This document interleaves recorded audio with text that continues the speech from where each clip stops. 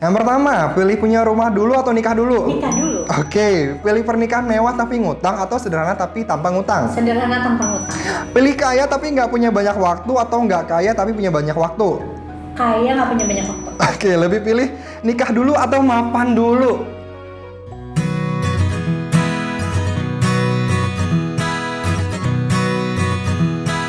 Halo Sobat Rendra, balik lagi nih bareng aku Zaki yang pastinya di YouTube Reksadanaku.com. Hari ini aku nggak sendirian maksudnya, karena kita kedatangan tamu gestar yang mana orangnya ini tuh udah paham lah tentang seputar finansial, saham, reksadana, semuanya udah paham dan banyak banget diomongin semua orang nih di TikTok, di YouTube. Wah, famous deh, terkenal deh pokoknya. Langsung sambut aja Kak Olive. Halo. Ya ampun, cantik banget. Aduh, bisa aja.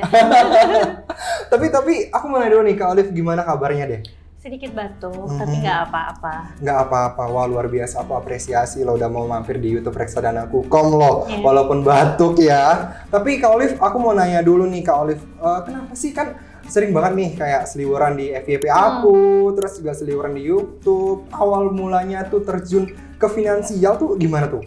Oke, jadi awalnya itu aku belajar finansial sama investasi itu 2018.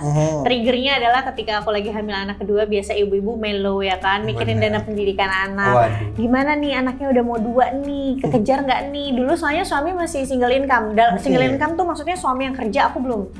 Gitu, jadi aku full ibu rumah tangga dulu.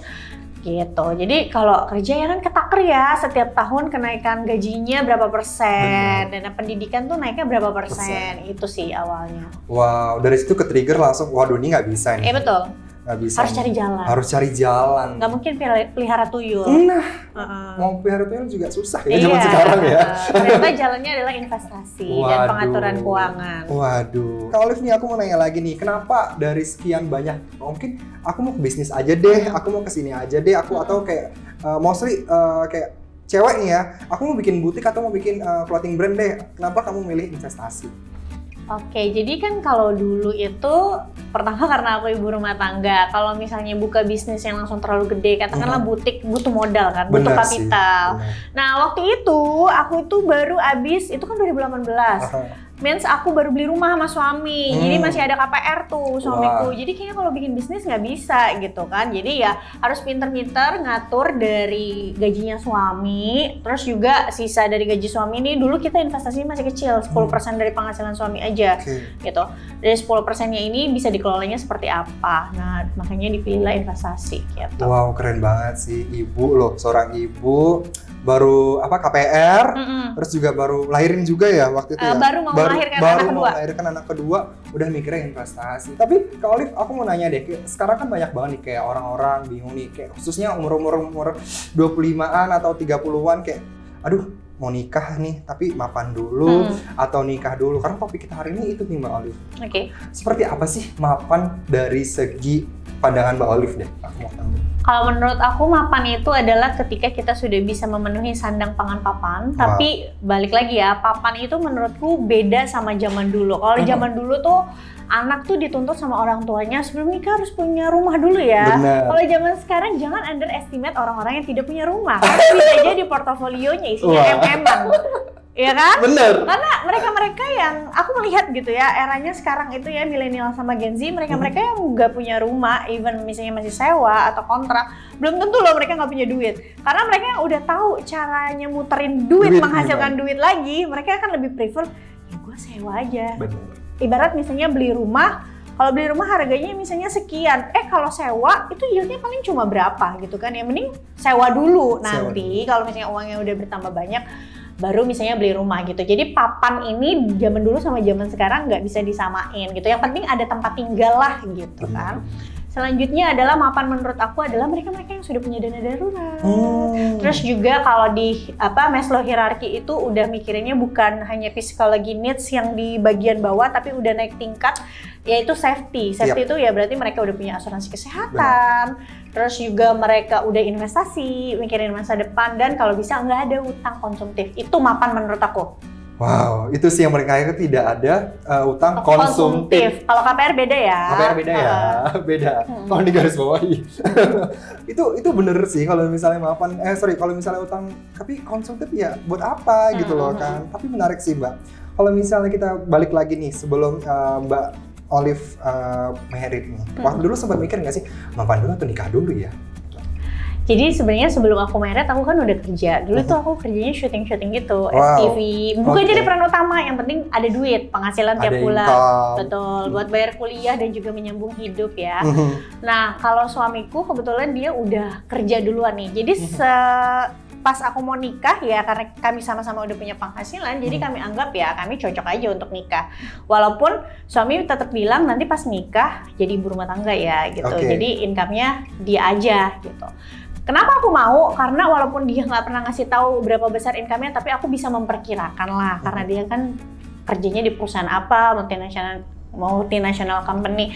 Jadi ya dulu pikirannya sebelum nikah ya paling enggak ya harus punya penghasilan dulu gitu. Penghasilannya yang tetap dan juga ada standarnya lah, yang bisa menghidupi keluarga.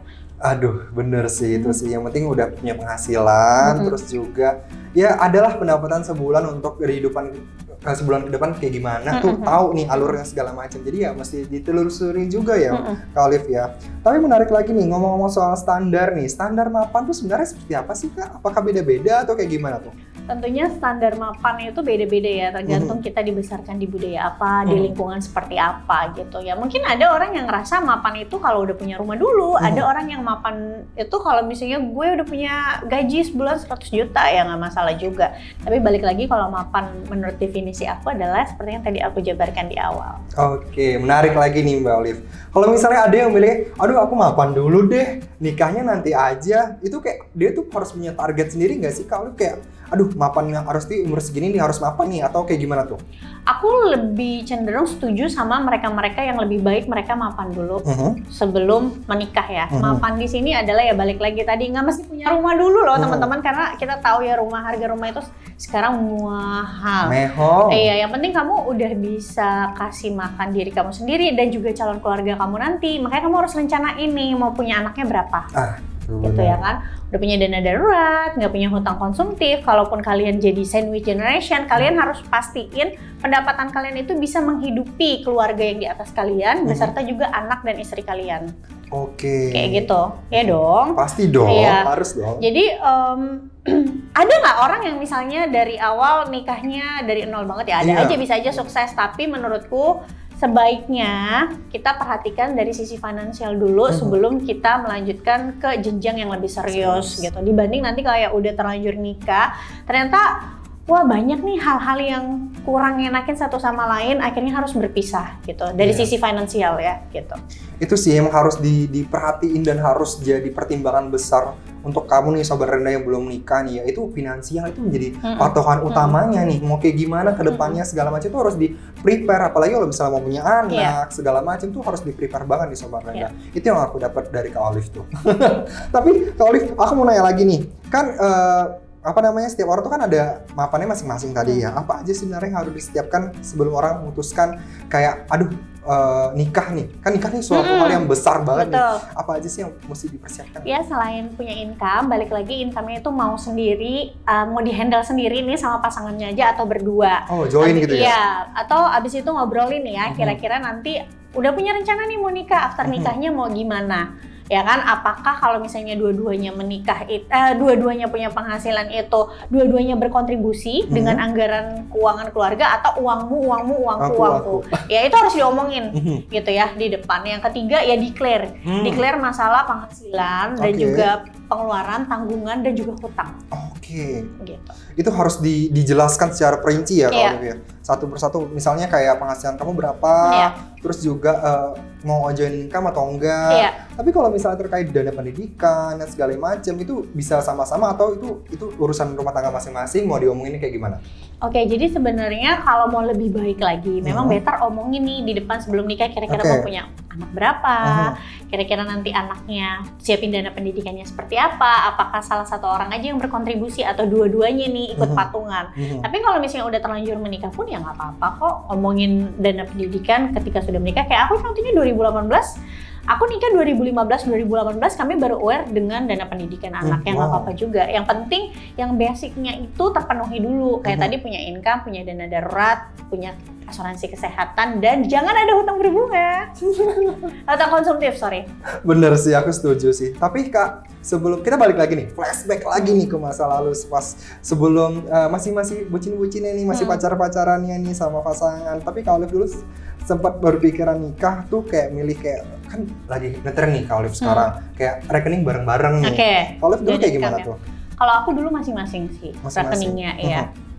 Oh itu kenapa nggak milih bareng-bareng dan kenapa milih masing-masing?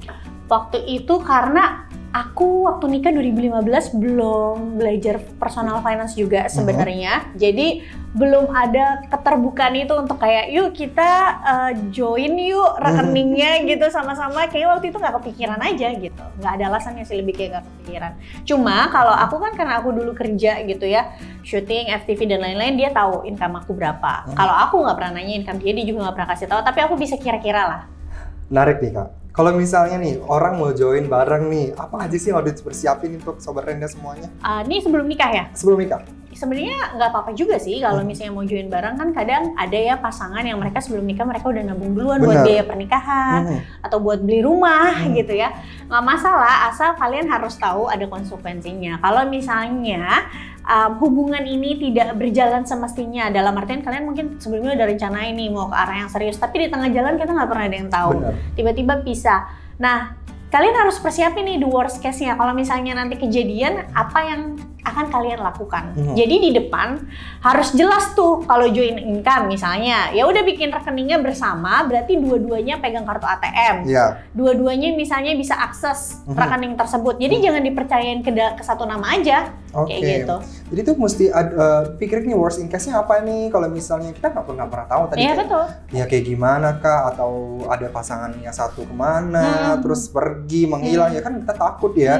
Zaman sekarang aja chatan tiba-tiba udah menghilang. Belum ada sebulan di ghosting ya? Di ghosting, apalagi rekening bareng, join income nih mesti dipatut note ya untuk Sobat Renda semua ya.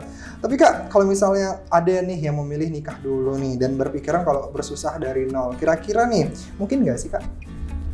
Mungkin aja. Kalau kamu maksa sebenarnya nggak apa-apa juga. Yang penting kamu tahu konsekuensinya ya. Jadi kalau misalnya udah tahu bersusah-susah dulu, nanti kalau pas udah punya anak jangan sampai pinjem ke teman buat beli popok atau susu. Jangan minjem ke teman, apalagi minjem 100.000 ya. Nah kalau kamu nggak mau ini kejadian, berarti kan kamu harus siap dulu secara finansial.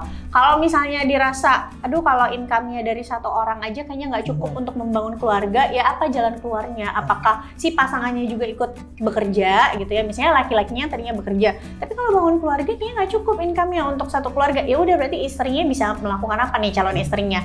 Apakah kerja bareng juga atau dihitung-hitung cuma untuk cukup hidup berdua, ya berarti punya anaknya ditunda dulu misalnya sambil nanti mikirin gimana caranya tingkatin income baru punya anak kayak gitu. Sekarang kan banyak banget nih kayak income dari mana aja bisa nih, dari kerja, dari investasi juga bisa, dari reksadana. Tapi kalau misalnya kalau sendiri income-nya kalau dari main pasar modal apa aja nih Kak?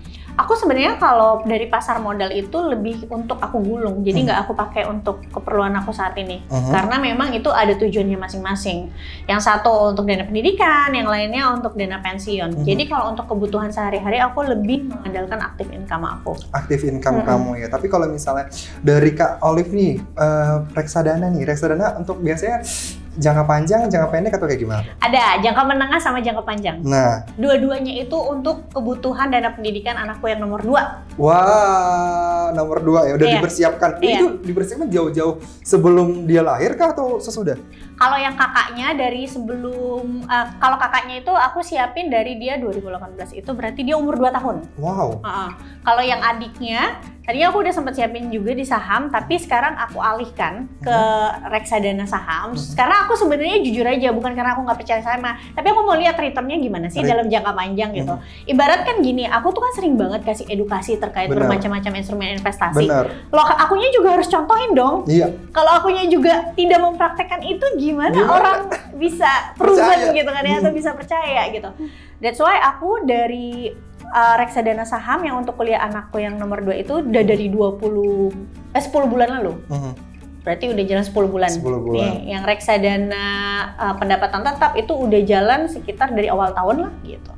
Oke, tapi reksadana saham ya milihnya ya waktu itu ya? Wow, reksadana saham dan reksadana pendapatan tetap. Oke, reksadana saham sama reksadana pendapatan tetap. Keren sih, udah mikirin tentang pendidikan anak loh. Dan harus dipikirin loh Sobat Renda semuanya. Karena kita udah nikah tuh harus mikir after marriage nih ngapain gitu. Jangan tiba-tiba after marriage ngangong kayak gitu. Nggak bisa, kita nggak bisa hidup gitu zaman sekarang. Mohon maaf ya. Tapi Kak, aku mau nanya lagi nih. After marriage nih, terutama soal finansial nih ya. Yang paling mencolok soal apa? Karena kan dulu kan pengeluaran cuma satu nih buat sendiri nih. Sekarang harus mikirin buat keluarga dan anak khususnya. Apa aja sih yang dilakukan dalam berbarengan untuk pasangan nih? Oke, nih aku pernah baca ya satu artikel. Katanya membesarkan satu anak tuh butuh uang 3 miliar loh. Buset! Sampai dia besar ya. Sampai dia besar sampai ya? dia besar ya. Benar. Kita nggak tahu lah artikelnya ini benar atau enggak. Tapi kan itu buat gambaran aja. Jadi perbedaan yang udah pasti terlihat jelas adalah ketika kita masih sendiri dan ketika kita berkeluarga, udah pasti biayanya tambah banyak. Karena orangnya udah nggak mungkin sendiri nih. Apalagi kalau punya anak ya kan. Biaya sekolah anak itu cukup mahal ya. Yang penting pilih sesuai kemampuan ya kan. Ya harga mah relatif lah ya. Sesuaikan aja dengan kemampuan itu satu. Terus yang kedua yang mahal juga udah pasti memiliki hunian. Benar. Ya. Setelah itu adalah dana pensiun kita. Karena apa? Ketika kita udah berkeluarga, punya anak, mungkin kalau kita masih sendiri ya udahlah ya. Mohon maaf nih kalau kita umurnya pendek, ya udah kita meninggal juga nggak perlu mikirin, kecuali misalnya kita sandwich generation ya. Nggak perlu mikirin orang lain gitu. Tapi kalau kita udah punya keluarga, once kita umurnya pendek, kan ada anak-anak nih. Kalau anak-anaknya masih kecil, gimana nanti mereka? Nah itu juga yang harus disiapin gitu ya. Asuransi misalnya dan juga dana pensiun. Ketika kita nggak hanya boleh fokus sama dana pendidikannya aja, karena ketika nanti dia udah lulus kuliah nih dari hasil investasi yang udah kita kumpulin, terus mau apa? Apakah anak itu kita jadiin keran penghasilan kita? Nah. Ya kan dia suruh kerja, suruh ngidupin kita. Nah kalau aku nggak mau kayak gitu. That's why aku siapin juga nih dana pensiunnya supaya ketika anak-anakku nanti lulus kuliah, mereka bekerja, ya udah uangnya tuh memang untuk mereka kejar mimpi-mimpi mereka gitu. Wow, bener-bener aku dapat insight banyak banget loh. Apalagi aku lagi galau nih, makan dulu atau nikah dulu ya? Tapi itu memang penting banget sebenarnya, dana pensiun, asuransi juga itu banyak banget pertimbangannya. After marriage tuh bukan kayak misalnya kita enak segala macem, ya menikah emang awal-awal enak, tapi kan banyak yang dipikirin gitu ya. Betul. Karena bukan hidup tuh cuma bukan sebentar gitu, karena panjang gitu. Kita nggak tahu kedepannya kayak gimana. Kita nggak bisa menebak-nebak buah manggis ya. Tapi Kak Olive, aku mau nanya lagi nih Kak. Kayak boleh dong Kak kasih tips finansial nih yang logis untuk buat Sobat Renda yang udah planning nikah dan khususnya dari biaya sendiri nih. Oke. Aku juga by the way ya, aku sama suamiku dulu nikahnya biaya sendiri. Tapi permasalahannya suamiku 90%, kontribusinya udah 10%. Gak apa-apa. Karena kalau jadi cewek enaknya itu kan. Tapi kalau jadi cowok nih mereka mikir, aduh gimana nih ya. Nyari duit dari mana? Mau bikin masa pernikahan, habis itu nanti istri lahiran dan lain-lain. Nah aku mau nyemangatin nih untuk kalian-kalian yang memang siapin dana pernikahan sendiri, ya udah fokus aja untuk mulai sisihin nih dari penghasilan kalian. Kalau misalnya kalian bekerja berdua dan memang rencana pernikahannya itu hasil patungan berdua, ya udah bisa bikin rekening bersama tadi yang bisa dipantau berdua, sisihin aja 5% misalnya sebulan dari masing-masing penghasilan kalian. Nah kalau misalnya dari sisi cowok doang nih yang ngumpulin, ya udah banyak-banyak lah cari penghasilan tambahan kayak yang dilakuin suamiku dulu ya. Jadi dia Sabtu Minggu tuh cari penghasilan tambahan. Jangan lupa sebelum siapin dana pernikahan, penuhin dulu dana daruratnya. Karena percuma kalau misalnya kamu investasi untuk dana pernikahan, katakan nikahnya 3 tahun lagi, kamu nggak punya dana darurat nih, nggak ada safety net, tiba-tiba 2 tahun lagi ada kejadian di luar dugaan nih yang membutuhkan dana darurat, kamu malah cairin dana pernikahan kamu. Waduh. Akhirnya pernikahannya malah jadi tertunda. Nggak mau kan kayak gitu, jadi jangan lupa ya siapin dana daruratnya dulu. Terus pilih instrumen investasi kalau untuk dana pernikahan ya, nggak usah yang terlalu agresif. Kecuali kamu misalnya nikahnya di atas 3 tahun lagi, ya nggak apa-apa lah terlalu agresif. Tapi kalau rencana nikahnya 1, 2, bahkan 3 tahun lagi, ya di reksadana aja, reksadana pendapatan tetap terutama. Iya, wow, itu banyak banget loh. Dari tadi Mbak Olive menjelaskan, semoga bisa masuk ke kuping Sobat Renda semua ya, dan diterapkan. Itu yang penting kan Mbak Olive. Percuma kalau misalnya kita dengerin apa segala macam, tapi nggak diterapin ya. Untuk apa Sobat Rendra gitu, karena pernikahan itu sebuah momen yang seumur hidup sih. Karena Betul. Balik lagi sih, sebenarnya tergantung prioritas kamu Benar. apa. Jadi kalau semua tujuan keuangan pengen dicapai itu kan berat ya. Benar. Kita kan ada kapasitasnya dong, Setuju. pendapatan kita gitu. Jadi fokus dulu sama apa yang jadi prioritas kamu. Kalau sekarang prioritasnya adalah menikah dulu, ya nggak apa-apa, kumpulin dulu uangnya gitu. Oke, next selanjutnya ini jawab cepat ya Mbak Olivia. Pilih mana nih antara A atau B? Oke. Yang pertama, pilih punya rumah dulu atau nikah dulu? Nikah dulu. Oke, pilih pernikahan mewah tapi ngutang atau sederhana tapi tanpa ngutang? Sederhana tanpa hutang. Pilih kaya tapi nggak punya banyak waktu atau nggak kaya tapi punya banyak waktu? Kaya nggak punya banyak waktu. Oke, lebih pilih nikah dulu atau mapan dulu? Mapan dulu. Wow. Oke, tadi lebih pilih punya nikah dulu daripada punya rumah. Kenapa tuh? Lebih pilih nikah dulu. Kenapa tuh? Ya balik lagi, tadi kita kan udah singgung di awal. Cuma sekarang jangan underestimate orang-orang yang belum punya rumah sendiri. Karena bisa jadi portofolio investasinya sebenarnya miliaran, karena mereka lebih memilih membuat uang, menghasilkan uang lagi. Oke, terus kenapa lebih milih sederhana tapi tanpa ngutang nikahnya? Ini aku mau spill ya, kayak aku baru spill di sini. Mungkin dulu aku pas nikah itu suamiku sempet ngutang. Wow. Iya, jadi biaya nikah kita tuh 200 juta, 100 jutanya dia ngutang dalam artian dia tuh gedein BPKB mobil. Tapi untungnya catering kita kan harganya 100 juta. Si tamu nih yang ngasih amplop bisa sampai 100 juta gitu. Wow. Jadi langsung kita bayar di malam itu. Dan pada saat itu tabungan kita itu sisa 20 juta aja. Jadi suamiku sempat ngomong kayak, kita mulai dari awal lagi ya, walaupun meski sisa 20 juta tapi kan kita udah punya penghasilan tetap ya, yang kita tahu ya berapa bulan lagi kita bisa punya tabungan lagi lah. Karena hal ini aku menyarankan untuk teman-teman semua jangan berhutang untuk pernikahan. Oke. Jangan berhutang untuk pernikahan. Yang penting kita sederhana aja. Yang penting tuh hikmat. Terus tujuan kita mungkin dialihkan ke lain-lain uangnya nih. Karena yang mewah-mewah cuma ya bener, nggak ada salahnya juga sih. Karena tergantung kalian lagi nih mau kayak gimana. Tapi aku salut sih sama Mbak Olive tadi sih lebih milih jangan pernikahan yang melibatkan utang. Terus Mbak kenapa nih lebih pilih nggak kaya tapi punya banyak waktu? Kaya tapi punya banyak tapi punya sedikit waktu. Sebenarnya aku agak kurang setuju sama kedua pernyataan ini, tapi kita harus milih ya. Kalau menurutku kalau kita kaya itu kita bisa beri waktunya orang dengan cara kita mempekerjakan orang atau hire pegawai kan gitu. Dan menurutku waktu itu yang penting kualitas bukan quantity. Wow, langsung dilibas loh ini pertanyaannya loh. Terus terakhir nikah dulu atau mapan dulu? Tapi tadi milihnya apa? Mapan dulu. Ya mapan balik lagi, mapannya itu adalah udah punya penghasilan tetap yang cukup untuk menghidupi keluarga, dana darurat, terus juga safety di mana ada asuransi. Wow, aku senang banget loh hari ini. Nggak kerasa kita udah 17 pertanyaan loh Kak Olive loh hari ini loh sama Sobat Rendra loh, senang banget loh aku loh. Dan aku mengucapkan banyaknya terima kasih Mbak Olive udah mampir di YouTube Reksadanaku.com. Dan aku Zaki undur diri dulu, sampai jumpa di YouTube Reksadanaku.com selanjutnya. Bye bye semua. Terima kasih Mbak Olive. Sama-sama.